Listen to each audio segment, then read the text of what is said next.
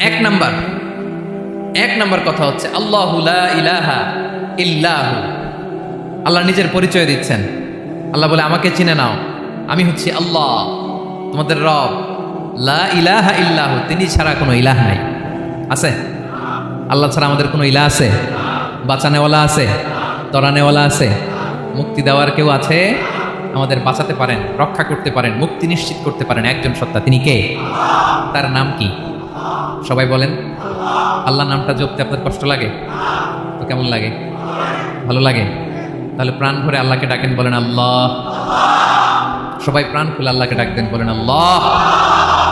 তাহলে যাকে আমরা সব সময় ডাকি, যাকে সব নবীরা ডেকেছে, সব আল্লাহর ওয়ালিরা ডেকেছে, আল্লাহর প্রিয় ভাজনরা ডেকে আল্লাহর প্রিয় হয়েছে, তার নাম কি? তার নাম রেখেছে কে? আল্লাহ নিজেই রাখছে। সুন্দর বলছে। আমার নাম রাখছে কে বলেন তো? কয় আল্লাহ। আমার নাম বলে আল্লাহ রাখছে। আমার নাম রাখছে কে? মা বাবা। আপনার নাম রাখছে কে? আপনার নাম রাখছে কে? মা বাবা। তো আল্লাহর মা বাবা আছে? লাম ইয়ালিদ।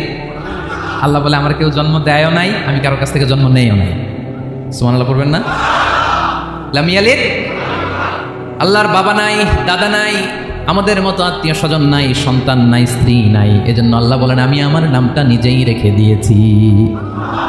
ইন্নানি আনাল্লাহু লা ইলাহা ইল্লা আনা ফা'বুদনি ওয়া আকিমিস সালাতা লিযিকরি।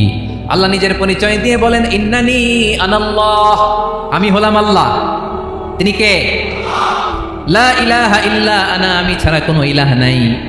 তাই ফা'বুদনি, আমি আল্লাহর ইবাদত করো। ওয়া আকিমিস সালাতা লিযিকরি, আমার স্মরণে নামাজ কায়েম করো। আল্লাহ তার নাম কেউ রাখে নাই, তিনি রাখছেন। কারণ আমার দাদা আছে, দাদা রাখছে। আমার বাবা আছে, বাবা রাখছে। আল্লাহর দাদা আছে, বাবা আছে, তার নাম তিনি নিজেই রেখেছেন।